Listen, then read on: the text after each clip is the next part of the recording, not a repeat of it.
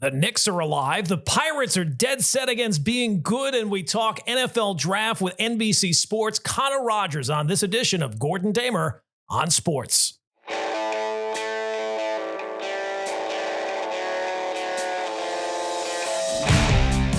Welcome in. It is episode 10. I feel like Cal Ripken Jr. at this point. What an accomplishment on my part. Welcome into a fresh edition of Gordon Damer on Sports.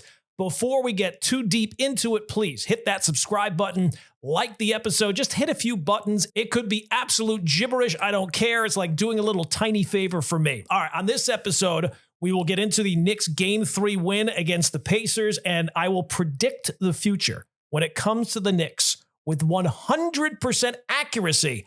I have seen the future, and I'll tell you that coming up. Also, now that the NFL draft is in the rear view, we're going to talk it over with NBC Sports' Connor Rogers about the winners, the losers. Also look a little ahead to fantasy football. Those drafts are right around the corner. But I want to begin with some baseball because Memorial Day weekend is traditionally the time where you can no longer say it's early in the baseball season. It's still early. Generally, you're about 50 games in. You're closing in about 1/3 of the season. It's a good first barometer of where teams are at or players are at. And there have been some fascinating storylines so far between what Aaron Judge is doing or Shohei Ohtani or the Tigers' fast start, the Orioles' disastrous beginning, the Soto situation with the Mets, Ronald Acuna's return, and of course the Dodgers versus everybody else in baseball. But I don't want to talk about any of those. I want to talk about the Pittsburgh Pirates. Yes, that'll get those podcast numbers booming. Nothing like Pirates talk to get those numbers rolling in. Why in the name of God would you want to talk about the Pirates? Well, because they actually have a fascinating situation brewing. One that has been officially brought up now, and one that will be a running theme for probably all of this season, probably for the next few baseball seasons, the off seasons, the trade deadlines, you name it. And it's because of their ace pitcher, Paul Skenes. So yes, the Pirates find themselves in the headlines. And of course, it's not because they're good, because they're never good. But there's been a tiny little smoke, a tiny little whisper around baseball asking the question of whether or not the Pirates would ever consider trading Paul Skenes. Now, at first glance, that sounds insane. Paul Skenes is already a stud. He's about to turn 23. He won the Rookie of the Year last year. He finished third in the Cy Young voting. And this year, he's picked up right where he left off. Electric stuff, a big game demeanor. He is an absolute ace already. Why would anyone ever trade someone like that? Well, almost any team in baseball wouldn't. But we're not talking about just any team in baseball. We're talking about the Pittsburgh Pirates. So some background. Let's say you're a 40-year-old Pirates fan. You're not old enough really to remember the Barry Bonds years. Your glory days are a time period of 2013 to 2015.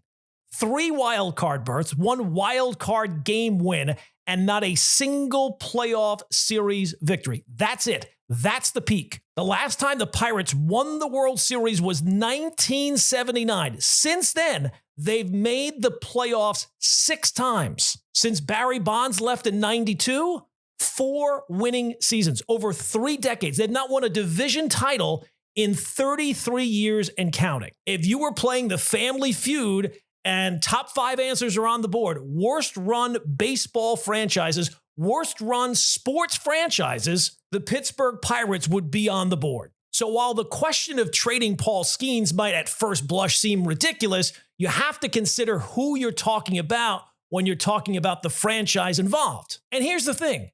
Does Pittsburgh actually have a plan? The Pirates have been bad for a while now. If they were truly rebuilding, you'd like to see some signs of that in the wins and the losses. But what is the Pirates' long-term vision? Because most franchises, even bad ones, they have a plan. They rebuild, they spend, they try. So I don't know if the Pirates have a plan. I don't know if the Pirates actually want to ever kind of turn things around. But in terms of this story about the Pirates trading Paul Skenes, it exists because we've seen this movie before, many times before with the Pirates. Maybe the best example of it most recently was when they had Gerrit Cole. Gerrit Cole was the #1 overall pick in 2011. He made his debut in 2013, Pirates immediately turned it around. They ended a 20-year playoff drought, and they made 3 straight postseason trips. In 2015, Cole goes 19-8, ERA of 2.60. He finished 3rd or 4th in the Cy Young voting. They won 98 games that year. And then you know what happened next? Nothing. That was the end of the run. By 2018, Cole's 2 years from free agency. So what did the Pirates do? They trade him to the Astros. And the return was basically, they got Joe Musgrove, Jason Martin, Colin Moran, and Michael Feliz. That's the big package of prospects. They got fleeced. Now, if they had moved him in 2015, the return would have been massive, but they waited. They misread the situation like they do often. They lost value like they always do, and they missed an opportunity to actually build something. So flash forward to 2025, and here comes Skenes, who might be a better prospect, certainly has had a better start to his career than Gerrit Cole did back then. And the question is, will the Pirates waste this window as well? Because this season's already down the tubes. Yes, it's only Memorial Day, but you can already see the Pirates are going absolutely nowhere. They've fired their manager, Derek Shelton. The GM, Ben Cherington's on the hot seat. They're in last place again. And sometimes it's darkest before the dawn, but the Pirates' problem is they have really no offense. And even after being bad year after year after year, it doesn't seem like there's any big bats coming up. The farm system is pretty barren. And all the picks that they've made, none have made an impact. And Cherington's draft record is shaky at best. So the one big flaw in this whole plan is, why would ownership ever trust Cherington to make a move like this? And that is a fair point. I will grant you that. But let's play the game for a second. What would it even take to trade Paul Skenes? What would a team have to give up to be able to get someone like him? Well, the best example most recently we've had would, I guess, be Juan Soto. 2022, Soto's 23 years old, an MVP candidate, gets dealt with 3 years of club control left, and the return was massive for the Nationals. C.J. Abrams, Mackenzie Gore, James Wood, got 3 other players. 6 players, including multiple MLB-ready players. Now think about Skenes. He's under team control for 5 pennant races. He's making under $1 million. Even in arbitration, he's not going to break the bank. His value is enormous. You could make the argument his value will never be higher, and it would take a massive offer to be even in the conversation. And I think multiple teams would be willing to be in that conversation. And maybe his value is just so great that no team can put together a representative offer. But the problem is, this is the Pirates. We know how this story ends. They don't pay stars. They don't build contenders, they don't get the timing right, and they don't win. So, of course, Skenes should stay in Pittsburgh. He should be the centerpiece that you build around. He should be that guy. But that would require the Pirates to stop being the Pirates. That would mean they would have to stop being who they've been for basically 40 years and who they've been under their current ownership. So we know how this ends, with him getting traded, which fans might think is the worst case scenario. That's not the worst case scenario. The worst case scenario is him getting hurt at some point while he's still on the Pirates.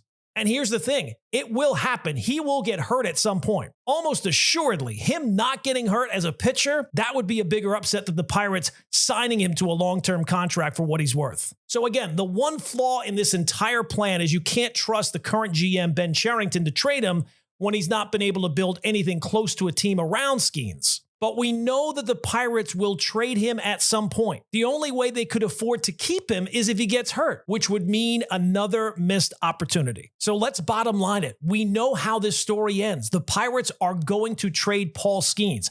Not today, probably not tomorrow, maybe not even this year, but it's coming because that's what they do and that's who they are. And if that's the case, if that's the path they're going to take, which almost assuredly they're going to, then stop pretending otherwise. Be honest, be aggressive, be bold. Because wasting Skenes' prime like they did with Cole, like they did with Andrew McCutchen, like they've done for years now, would be malpractice. Maximize the return, set the price high, and deal him when his value is at its greatest. And that's not going to be in a couple of years. What's popular is not always right, and what's right is not always popular. So they can hold on to him for a year or two because they don't want to tick off the fan base, as if finishing in last place is not ticking off the fan base. Just keep doing what you've been doing for the last 30 years, and you'll always end up where you've been for the last 30 years, which is not just last place, it's irrelevancy. So yeah, they're going to trade Skenes. We all know that. I would just say, don't screw it up, because this might be the last chance this franchise has to matter for the next 10 years. All right, we're now joined by Connor Rogers. You see him everywhere. NBC Sports. He does, of course, everything with the NFL draft. He's got the fantasy football happy hour, the Jets pre and post game on SNY, the Mets pod. Very busy guy, but he's nice enough to give us a couple of minutes today. Connor, what's going on, my man? Thanks for the time. Thanks for having me, Gordon. Always good to catch up with you, man. I appreciate it. What's going on? Well, look, a lot of stuff's going on. We'll get into maybe some Mets stuff before this is all said and done, but we've had a couple of weeks now to kind of digest the NFL draft. Do you ever go back after a draft is over a couple of weeks later and look things back over? And how hard is it to evaluate things in real time as the draft is taking place? Because those draft grades come out, the day after the draft. How hard is that to evaluate? It's fast, right? Especially when you're doing it in the moment. I think for me, I really look at it surprisingly 2 days after, because I'm responsible for grades. And the way I do grades is like, I stack up write down every player from the class, look at pick value first, my rankings, and think about scheme fits. And then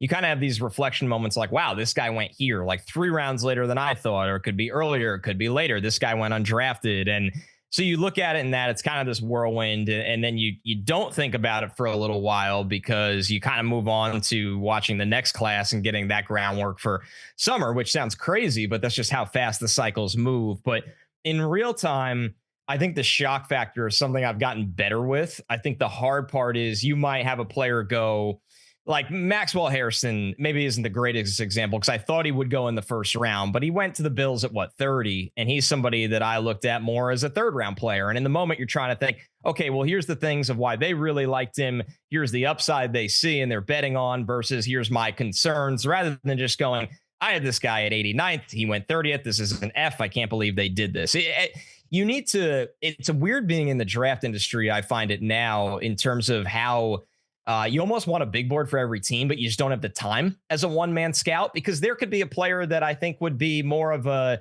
back end of round 1 fit for a certain team that might be kind of a back end of round 2 fit for another team. And I mean, we've seen this over the years. You look at Xavier Worthy going to the Chiefs. Here's one that people don't talk about a lot. Will McDonald going to the Jets. Like, Will McDonald in that Saleh scheme really got his confidence up, and he turned into a double-digit sack player, where when the Jets took him in the top 20, everyone was like, wow, really? Where some other places he might have really struggled to get on the field. So there's examples like that, countless examples. And you got to remind yourself, instead of giving this kind of shock value take in real time, you want to kind of save those bullets, I would say. How much does fit matter? And the way I mean it is that I look at teams sometimes, they can't get anything right. Like my Dolphins can't get anything right. So it could be a player that if the Bills took him or the Chiefs took him or, the Eagles, you would say, hey, they'll figure it out somehow, even if it doesn't seem like a perfect fit right away. Especially dysfunctional organizations. How hard is it not to just automatically say that that's a bad pick? It is. It's a weird balance, right? Because there are times where you look at it and you go, man, like, I wouldn't want to bet against what Andy Reid thinks of a wide receiver or what so-and-so thinks of. I mean, an interesting one is, I think when you just talk about scheme, is you look at a lot what Baltimore or even what the Rams will do sometimes. Now the Rams are a more man run scheme versus a zone run scheme, where they'll take these heavier kind of mauling type of guys, and those guys might have more success under Sean McVay than where they would anywhere else. And so it's weird when you're betting against guys that have such a track record and thinking like, man, the chances of me being right over this legendary guy. And where it got really interesting, like, here's an example where it went the other way, because there's plenty of times where I'm wrong and obviously an NFL legend is right. Bill Belichick was a terrible drafter at the end, and a lot of us were sitting around. I remember when they took Tyquan Thornton, the speedy wide receiver, in the 2nd round a couple of years ago, who couldn't catch, couldn't run routes, wasn't physical, and they took him over a handful. I think he even went over George Pickens that year. And you kind of looked through, and Bill had enough bad picks at that point where you're like, here's another one. But there was a lot of times with Bill where you were like, God, this is Bill Belichick. And it just feels so weird that this guy, who has forgotten more about football than the rest of us will ever know. But there are times where it goes the other way. And it's not that the game passes these guys by, but it's just the scouting trends, or they're so tied up in coaching, and then they don't have the trust in their scouting department and things like that, which is really what kind of ended Bill's tenure with the Patriots, was that he just couldn't wear both hats. Where you look at Pete Carroll's a guy that while he's not with Seattle anymore, he had John Schneider there and he trusted John Schneider there to handle their drafts. And I think Pete was a little better at balancing, like, I'm the coach and I'm the CEO of the organization, but I also need somebody to do the scouting while I'm coaching. So that's the weird lines you find yourself dealing with of, oh man, like when Kyle Shanahan takes a running back, you're like, there's a good chance Kyle knows a thing or two good about pick. Running back. Right. Yeah. It does change your mindset and you try to see what they see in it. Let's start with some specific picks. The Titans at 1, they go with Cam Ward. How quickly do you think he will be the guy there? Do you think week 1 he's the starter? And how long do you think that acclimation process will take for him as the number 1 pick? He'll start, and I think with Cam, you'll see enough promising flashes this year that you feel good about building around him in the offseason. I just don't think they have enough that we're going to get a Jaden Daniels kind of season out of Cam Ward. And I think Cam Ward is really good. I know it's weird for me to sit here on a show and say, like, number 1 pick's really good. Like, yeah, great take. But how often do you hear people hype up Cam Ward? You just don't hear it a lot. And the perspective is, I liked him better than I liked JJ McCarthy. I liked him better than I liked Bo Nix. So in that class, I thought he would have been a top 12 pick where everybody was like, this class stinks. He's just the number 1 pick because he's in this class. That's not the case. I just think they're going to be a little careful. It's the Callahan family. They care about running the football, and they've spent a lot on their offensive line, resources and money. They don't want to have Cam playing backyard ball all the time like he did at Washington State and Miami. And I think they want to kind of have him bring a little bit more of a calming presence to the offense that it's lacked with Will Levis. And Cam will make mistakes, but there'll be enough wow moments that he'll start out of the gate and get those moments out of him now, because Tennessee doesn't need to win this year. They just need to have competency under center that it's like, okay, now guys want to play here and we can start building around Cam at the skill positions, which they took a lot of depth skill guys in this draft. I think they'll actually go get a real alpha number 1 target next offseason for him, but I'm really excited about him. And it's kind of bizarre how underrated he's become in this entire thing. The first real shocker was at 2 and Jacksonville moving up, paying a very heavy price to get Travis Hunter, a fascinating player. How do you see him transitioning to the NFL, and how much of an impact can he really have both ways? It's going to be a pretty big deal out of the gate because of the resources they sent to get him. The math and any analytics you want to break it down will always tell you that it's never worth it to give that much capital for one player. I try to balance just a real life feel with that. I don't think this was some insane overpay because I think he's a special player. I thought he was the best player in the draft over Abdul Carter. I think that Jacksonville really values his wide receiver ability. I think Liam Cohen comes from the Bucs and now looks at his offense and goes, okay, I have a big wide receiver in Brian Thomas Jr. that can stretch the field and get manufactured targets. Now I look at Travis Hunter. Can he be my Chris Godwin, where he could do everything underneath? He's dangerous with the ball in his hands. He's going to catch everything thrown his way. He's going to be an elite separator.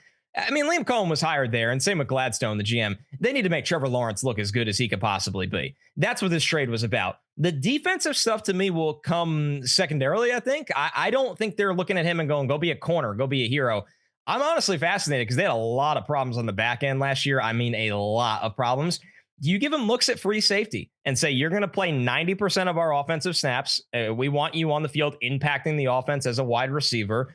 And then we're going to be a little bit more careful on defense with you. Can you go get us a takeaway or two at certain times? Can you just take away the football? We don't need you burning out, running around against Jamar Chase for, 50 snaps a game or anything like that. Maybe I'm wrong, but my read on the situation is that's not the plan for him. And I think at the end of the day, if you think he could be a special wide receiver in this league, which I believe that, I compared him to Ocho Cinco. I thought he was a very similar player to him as a wide receiver. Then I think the trade will be worth it for them. All right, they would go to the Giants at 3 with Abdul Carter. I think you said he had him as the second best player in this draft. So any issues there with the Giants adding more to the defense? No, because they were in a hard spot, right? It's that Carter's so good you had to take him. And there's no sin in having 3 capable edge rushers. That is going to help the Giants a lot. Carter's going to be a phenomenal player. I just think with the Giants, it's either you believed in Jackson Dart or you don't. And I'm just not very confident in him. I like Brian Dable a lot. I think if anybody can bring out the best in Dart, it'll be Dable. I didn't think they even overpaid to go back and get him. It's 2 third-round picks. So it's not like the cost was that drastic. But you just wonder if Dart's not good, is that kind of end this tenure for the Giants? What I feel really good about is Abdul Carter is going to be a hell of a player. And the Giants defense has an identity up front. The Giants defense actually could be very, very good. They've added at corner now. They obviously have 2 safeties they feel really good about. their front is going to get after quarterbacks. Hopefully they could stop the run at a high level this year. And Malik Neighbors can be a superstar. So they got one of the best players at the draft. You just kind of wonder if the wheels are going to spin on the never-ending Giants conversation now of who's the savior under center for the future. And they, not oddly enough, but no surprisingly enough, are a fan base that's always going to have one eye towards Arch Manning, no matter whatever he does. And I just don't know if Dart will do enough to sway that conversation. But the best part is we get to find out. What do you think he'll struggle with most at the next level? Play speed. That was the number one thing. I just saw a lot of balls that were thrown late. And you look at Trey Harris, his number one wide receiver that went to the Chargers in the second round. Trey would bail him out on some throws that he's not going to get away with at the next level. Now, Dart's a good athlete. He's got enough arm talent. I like him as a touch thrower better than a tight window thrower. But there's just times where, hey, that ball was a second or two late, and a second or two late in college might be an incompletion or a tip pass. A second or two late in the NFL is an interception. So I think the Giants did the right thing and got two veterans that they'll know when Dart is ready. The Giants just have such a brutal schedule. Like, are people going to be clamoring for him to start, the fifth game against the Saints or whatever it is? There's not a soft landing for Dart outside of that game. Giants have a late bye week as well, where you don't know if you're going to see him till then. So I just think the processing is going to take a little bit, going from Lane Kiffin's offense to playing in one of the most brutal divisions in all of the sport in the NFC East. Yeah, and it just really feels like a weird spot as well, because Brian Daboll has pressure to win, right? Like, it's all well and good to say we got to be patient, but if the Giants are sitting at 1-4 to start the season and they're going with Russell Wilson, okay, we got to get the rookie in there, but we still have to win games, as you mentioned, in a very difficult division with a very difficult schedule. It just seems like, from the things outside that they can't control, it seems like a really tough thing to navigate, bringing him along while also trying to win games. That's the weird balance with them, right? Do we know behind the scenes, are they just committed to Daboll for at least 2 years to give Dart a chance? I've never gotten that feel. It felt like this year was like, oh, they're keeping them. Okay, here we go. Right. And now you look at the schedule, and not to play Mike and the Mad Dog, but I mean, look at the first four games. It's you get to go to the Commanders, you get to go to the Cowboys. Obviously, then you get your first home game is against the Chiefs. Against the Chiefs. And then the Chargers, week 4. The Chargers are going to be better than people realize, unless people are onto that by now. Like, they're not the 50-50 Chargers in my mind anymore. The Chargers are going to go out and take care of the games they have to take care of, because that's what Harbaugh does. If the Giants are 0-4 or 1-3 to start the season before they get the soft landing against the Saints, and then you get the Eagles the next 2 out of 3. It's just, you're right, Gordon. Like, it's a weird balance of, okay, the schedule gods were brutal to us, which they were. So now we need to show that the young quarterback is promising, because we're just not going to win games. Is that a good scenario for Jackson Dart? I don't know about that. Yeah. And it feels like this year, it's all well and good to say you have trust, but I think at some point you need hard numbers. And the only hard number you can really look at is wins and losses. I get it. If you can devise a thing where the Giants are within a field goal and they're just losing some heartbreakers, okay, fine. Maybe we can have some confidence in Daboll for another year. But there have been far worse situations that have not gotten patience. And at some point, you would think the Giants' patience is going to wear thin with the coach. I did that exact thing with Joe Douglas for 6 years, where it was, oh, they've done this. Oh, they're done that. They're building it the right way. He hit on this first round pick. Then you look at the record, which nobody wants to ever just talk about. The Jets never win. They never win. And no GM in football gets 6 years to lose all the time. And I think what people got really misconstrued is, number one, like, Joe Douglas at the end of that tenure should have sent Mike McCagnon the biggest fruit basket ever, because the Jet fan developed this idea of, like, okay, we have no idea how to draft. We can't hit on any pick. And that really defeated the fan base. And then Joe Douglas would hit on draft picks, but he didn't build a team. There's a difference. Like, you can hit on a ton of picks, Garrett Wilson, Sauce Gardner, that's all great. But the Jets did not build a team. And they didn't build around Darnold, and then they missed on Zach Wilson, and then they threw a lifeline hoping Aaron Rodgers would save him, and he didn't. And they didn't win games, and they didn't build a team to win games. So, and Joe got as fair a shot as I've ever seen a GM get in this situation. But it was tough, where you tell fans, like, listen, don't you want your team to win? That's what this is all about at the end of the day. All right, let's move to the Jets. You liked some of their picks early. How would you judge their draft? Well, speaking of Joe Douglas, they managed to, I think, avoid his early mistake, where he kind of had his, eye on the prize in his first draft of what Mekhi Becton could be, rather than what Tristan Wirfs was. the Jets sat there and they had an adult draft with the first 3 picks. They said, okay, we're going to get Armand Membu because I thought he was the best tackle in the draft, and we have a hole at right tackle, and he plays right tackle. We're not going to shuffle these guys around. Now we feel good about those 5. Okay, Mason Taylor in the second round. We have nothing at tight end. Tanner Engstrom coming from Detroit with all the 12 personnel they run. They need a capable tight end. And he's 20 years old, turning 21, where these guys are really young prospects growing into their bodies with upside. And then in round 3, instead of panicking, they just took a really good player. They took a second-round player in the 3rd round in Azareye'h Thomas. I didn't love the Brandon Stevens signing for them, which now it looks even more odd after you got Azareye'h Thomas, because I think he's just going to be a better player at corner.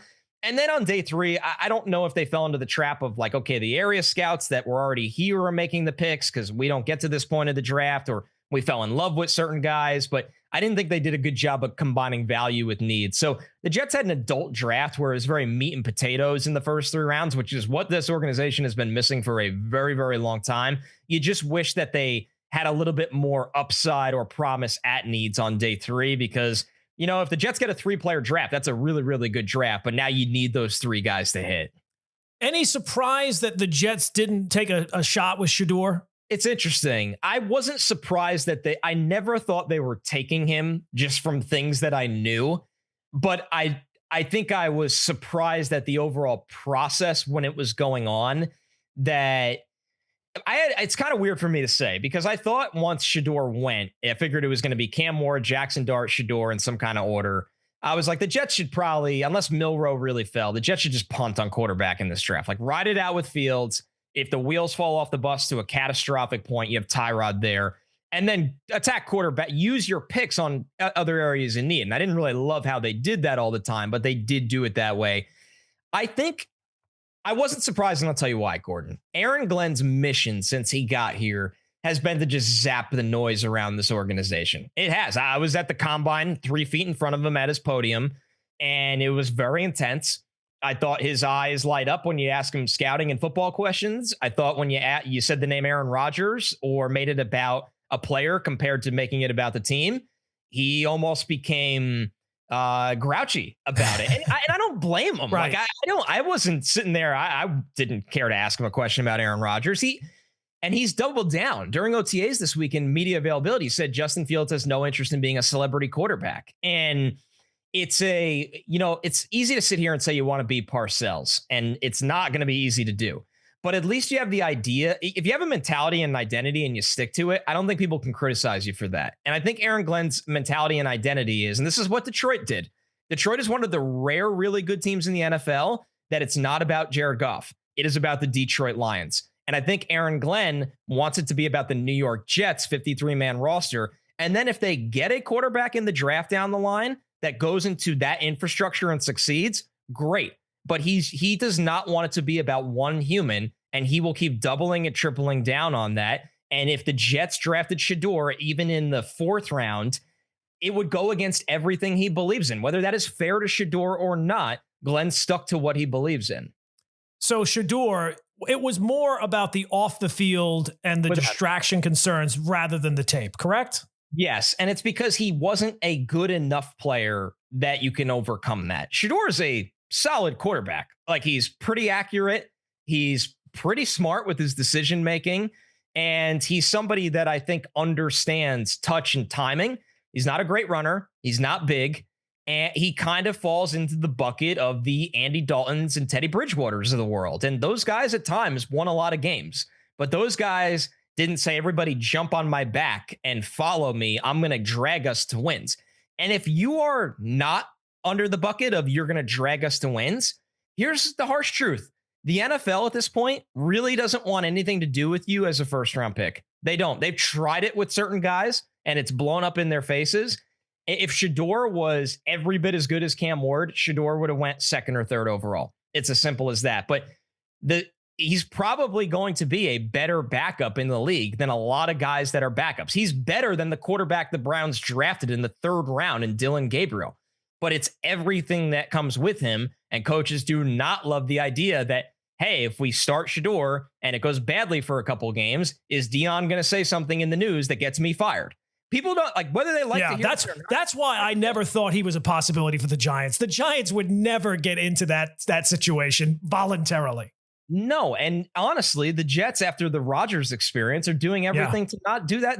It's embarrassing. It is embarrassing. And once again, I almost find it at times, he doesn't do himself favors all the time, but sometimes it's been unfair to Shedeur because I think that he does take on what his dad comes with. But it sounds like throughout the process, he didn't always help himself either. So I never thought he'd fall to the 5th round. But him not being a first-round pick or somebody viewed as somebody that could save a franchise, that's not shocking. Is the situation he now finds himself in unsalvageable? No, because they're so bad at quarterback, the Browns. He can force the hand if he's just better than everyone else in camp. I don't know. I don't believe that coaching staff wanted anything to do with that pick. It didn't seem like it on video. You brought back Joe Flacco for stability. You traded for Kenny Pickett, and you drafted a quarterback in the 3rd round over Shedeur. There's not enough reps in the world to get a 4th guy picks. So, but the problem now is, say that, Flacco is just washed. And there was a lot of times last year where he looked it. Pickett's never been good. Gabriel isn't good right now. Is Shedeur, like, you got to sometimes just play to win. So it's salvageable, but I think their line has significantly regressed. It just feels like a situation that he might have some moments, but it's not a great developmental situation for Shedeur, because if he struggles, also they could just cut him. Was there any team that you felt like, especially early on day one, that you were really surprised or made you did a double take on their pick? Oh, that's a good one. I was surprised the Panthers took T-Mac, Teteroa McMillan. Okay. I was happily surprised. There's a player like this every year. You watch him over summer and you go, this guy's a top 10 to 15 pick. You watch him throughout the season. You go, this guy's a top 10 to 15 pick. Everyone loves him. Everyone's on board. Season ends. Draft process starts. A couple, guys that are really plugged in release mock drafts or rankings, and the player's a little lower than you expect. And then he falls a couple more spots. And then you get one rumor that a team doesn't like his combine interview, or a team thinks he's slow, or actually this receiver that came out of nowhere is better than him. And then you get to the draft and none of that BS matters. The guy goes top 10. And you sit there, and as a draft analyst, you need to be very careful here what you want to buy into and what you don't. McMillan, to me, was always a top player. And if you didn't count Travis Hunter as a receiver in this class, was always the top wide receiver. I never moved off of that. But I think it was fascinating to watch the varying opinions on him team by team. And then the guy goes 8th overall anyway. And I think he's going to be really, really good with Bryce Young in Carolina. The Buccaneers got one of your A grades. They took the wide receiver out of Ohio State, Emeka Egbuka. Anytime you take a wide receiver out of Ohio State, that's an automatic good move, good pick right there. What did you like about Tampa's draft? Well, with the Bucs, you get a situation that you get a pro at wide receiver, right? That's the most important thing, is that you're getting a guy that comes in tailor-made, ready to rock, and a pro mentality, a pro skill set, a good athlete. And they've had a lot of injuries at their wide receiver position over the years. Mike Evans, the hamstring acts up. Chris Godwin's had more significant injuries, but it was beyond that. I looked at the 2 corners they got. Benjamin Morrison, you always get a little worried about hip injuries to corners, but if he bounces back from that, he was a guy that I had a 1st-round grade on coming out of summer, and the injury really hurt him. Jacob Parrish, I thought, was one of the most underrated players in this entire draft. He is the prototypical Todd Bowles slot, twitchy, fast, instinctual. And then you get David Walker, the pass rusher out of Central Arkansas, who was just a demon at the FCS level. He had a lot of offers to graduate up to D1 football, and he decided to stay loyal. He's from Arkansas. He didn't want to transfer, dominated that level of competition, looked pretty good at the Senior Bowl. He's going to be a good pass rusher in this league as a rotational guy, because he's a little unorthodox with his size. But I thought the Bucs just find a way to get value at needs over and over again. And Jason Light is one of the best drafters in the entire NFL. The Ravens had a lot of picks on day 3. What do you like about their draft as a whole?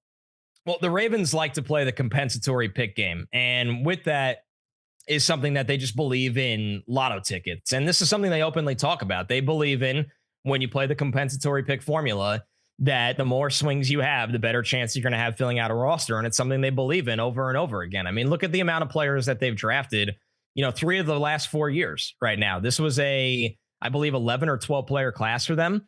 And they have 4 or 5, 6th round picks. But you just look at what the Ravens do. They kind of sit in the weeds. They're almost the Eagles of the AFC. They just don't get credit for it because they haven't won the Super Bowl recently. I mean, you get Malachi Starks, who was a top 20 player at safety. They had so many problems on the back end. You get Mike Green, who it sounds like there was some off-field concerns with teams, but I think he's a top 10 player in the draft off of talent. You got him at 59. And then you kind of look at how they attack developmental players on day 3. Carson Vincent, the tackle from Alabama A&M.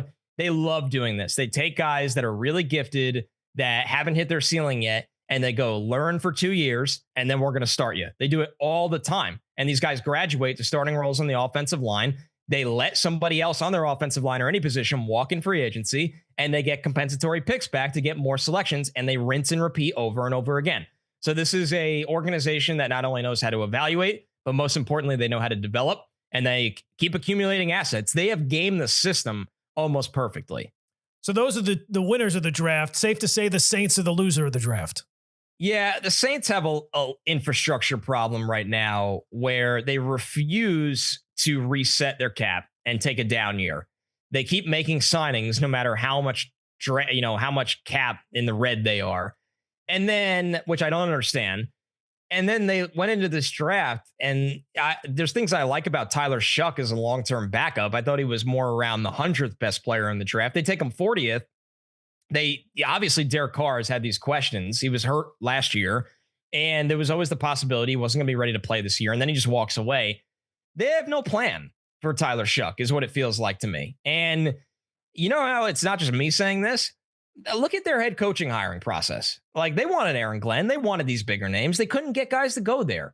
I like Kelvin Banks. I think their offensive line is going to be significantly improved after taking him and Talizo Fuanga the last 2 years. But I didn't think they got a ton of value on day 3 as much as I like Danny Stutzman at linebacker. And I just don't really get why the Saints refuse to sit back for a year or two, totally rebuild, nuke the system, start over. It just feels like they're constantly 1 foot forward, 2 steps back. The Saints are the guy at 3 a.m. at the poker table in the cloud of smoke that will not walk away. And there is nothing to indicate that you are going to win the next hand. We've had years and years of examples of this, and they keep doubling and tripling down. All right, from a fantasy perspective, because obviously you're involved in that as well, outside of Genty, who obviously walks into a great situation with the Raiders, is there any other rookies that we need to keep an eye on as we get closer to draft time? Hey, this is a guy who's going to make an immediate impact. Quinshon Judkins on the Browns, I think, is going to be a star. Number one, Stefanski's run scheme is really, really well designed, and it's all there for Judkins. The Browns said Nick Chubb era is over. Yeah, I understand they took Dylan Sampson from Tennessee later on in the draft as a change of pace guy, and Jerome Ford is there. But Judkins was a star at Ole Miss for 2 years, and then he got to go to Ohio State, win a championship, and save his legs a little bit. He had the committee split with Travion Henderson. He didn't change as a player. He's a battering ram. He's very strong. He's got great leg strength, leg drive. I think Judkins will be one of those players where we look around and, man, he went over 1,000 yards and 10 touchdowns as a rookie, and people kind of just wanted to stay away from the Browns offense as a whole, and maybe that's a mistake. I'm not going to ask you about next year's draft just yet. Has your prep already started for next year, or does that take a little while? I watched exactly 8 quarterbacks. That's it. I haven't watched anyone else right now. All right, well, let's start with one of those 8, I'm sure. Arch Manning, would you expect him to be the number 1 pick? And if not him, as we sit here right now, who do you think will be the number 1 pick next year? I would if I thought he's declaring. I would call it 60-40 that he's not right now, because this is a unique situation. This is somebody that, forget that he, comes from NFL royalty, and with that comes financial, all kinds of stuff. He's going to make a lot of money off NIL anyway. That doesn't matter. I think the Manning family is going to be very careful with Arch's pathway, where, one, is he ready as a player? Has he developed enough at the college level that he's ready to go to the pros? Because he hasn't started at full time yet. I've only watched the games that he got into last year, and I love what I saw in Arch Manning. Like, this is every bit of a guy with a future number 1 overall pick. And then 2, is there somewhere they want him to go? And is it possible in this era to orchestrate that where they might sit there and go, we don't like the top 3 picks in the draft. Arch is still developing. Go back to school, make what, $5 million NIL money? I don't even know what it is anymore. So I think he is every bit of a future number 1 overall pick. I don't know if that's going to be in the 2026 draft or the 2027 draft. If I was a betting man today, I would say it's more likely it's the 2027 draft. If it's not him going number 1, who do you have an eye on as we sit here today? It's just wide open. I mean, you got all these quarterbacks that have a lot of work left to do that are in, like Lenore Sellers from South Carolina's got all the tools. Drew Aller from Penn State has the tools. You look at Garrett Nussmeier from LSU. If it's a quarterback, I'm sure when I watch the rest of the positions, there'll be much better players that warrant that. But usually a quarterback plays their way to the number 1 selection. So I think that if you're a team that believes you're in the tank this year and you're going to be watching these quarterbacks all college season, you are rooting for Arch Manning to be a superstar from the very first game he plays this year till the end of the season, and that the Manning family likes that your team is picking number 1. All right, you got all the football stuff going on, but you also have your Mets pod as well. Any concerns about the Juan Soto situation? I think it's been a little overblown. I think he doesn't look right. He doesn't look like Juan Soto, but I also, maybe it's just it's definitely not an optimist in me. It's almost the opposite. I was much younger when Piazza got off to a slow start, so I don't remember it the way it's being described, but I'm sure it's obviously all real. I remember Carlos Beltran, where it looked like a disaster. I lived it with Francisco Lindor. That's the one that jumps out to me because that really looked bad. Yeah, that went on. That wasn't like Lindor had a bad start to his career. No. That was like we were in the beginning of last year, and everybody's like, what are the Mets going to do with this situation?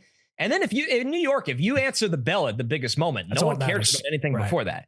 No one cares. So my belief is at 26 years old, Soto is just too good and too clutch that if the Mets are playing in big games from August and on, I think Soto is going to answer the bell. And with that naturally is going to come more, joy and happiness. The Mets are 30. Here's the thing, Gordon.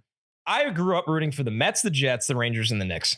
So you're telling, if you ask me to sign up for a 30-20 Mets team, I sit there with an ear-to-ear smile and say, yeah, I lived the Wilpon era where you were wondering, okay, do we have anyone in AA that's going to be exciting for me to watch in August this year, and no hope in free agency. So I probably look at it a little differently than the New York City does, big picture wise.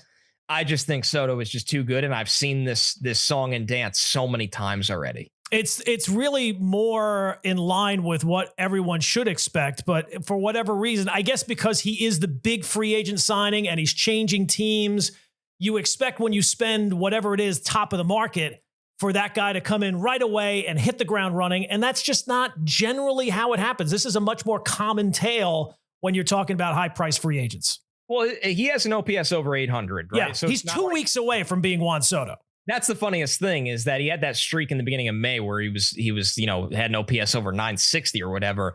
And the problem with the Mets right now is Brandon Nimmo and Mark Vientos. And nobody will talk about it because we like those guys. They're Mets, right? Vientos is homegrown. Nimmo is homegrown. Those guys look lost every time they're up there. And Soto's got to be better because he's Juan Soto, and that comes with the territory of the deal. But Nimmo can't hit in the 5-hole every night if his on base right now is 275. And that used to be his go-to thing. He was always on base. Always on base, working counts. And I love Brandon Nimmo. And I hate that we have to talk bad about but this isn't like a this year thing with Brandon Nimmo. This is now back to last July. So I wonder when it turns, if Soto starts to produce at the level we're so used to seeing produce, and the Mets hit a rut because they get nothing out of the 4, 5, or 6 spot or 7 spot or whatever it is. When did we open that conversation of you're expected to be a borderline championship team? You can't have an absolute dud in those spots. And we don't have proof that it's going to turn right now. Connor, thanks for a few minutes, man. Great stuff as always. And hopefully we'll catch up with you down the road. Absolutely, Gordon. Always a blast, man. Thanks for having me. All right, let's get to the Knicks winning Game 3, heading into Game 4 tonight. I will admit that in that first half, it felt like the Knicks were absolutely toast. Brunson was in foul trouble. Cat was awful on really both ends. Brunson was awful on both ends. But here's the thing.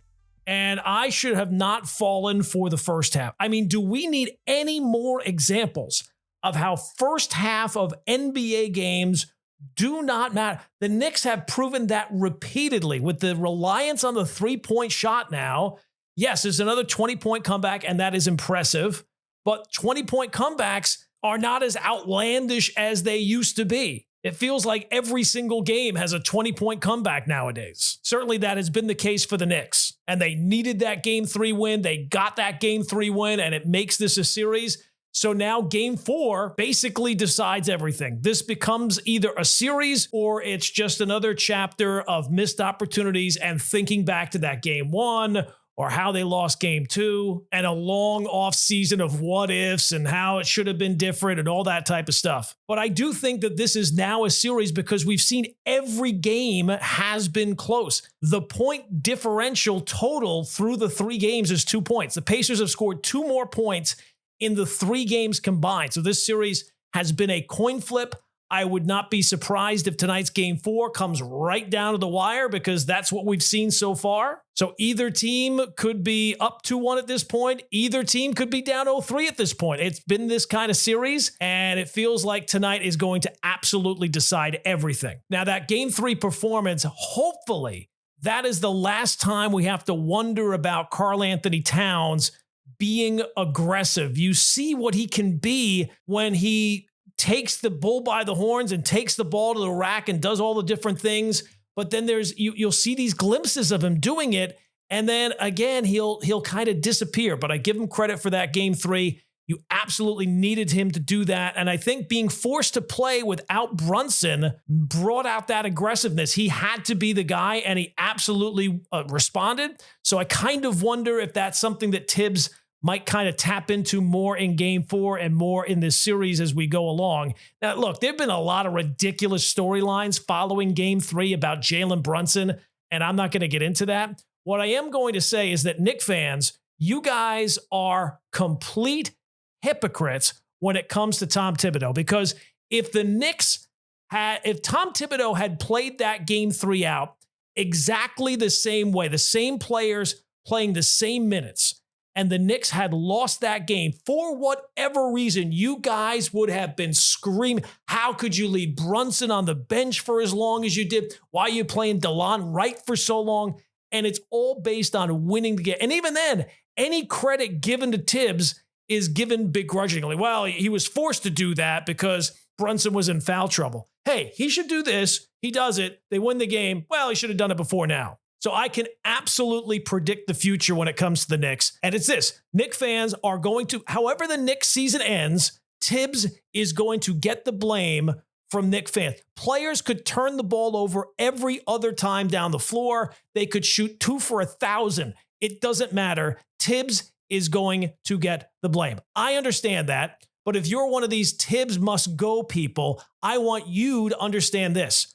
Tom Thibodeau is not coaching for his job. He was not coaching for his job in the last series. He's not coaching for his job in this series. I keep seeing after the Knicks win a game like they won in Game 3, well, Tom Thibodeau saved his job. His job was not in jeopardy. You honestly think after what the Knicks have gone through over the last 25 years, they're going to fire the most successful coach they've had in 2.5 decades? Honestly, a coach who could still this year guide the team to the NBA Finals. You think that this is a conversation that the Knicks front office is having while the playoffs are going on?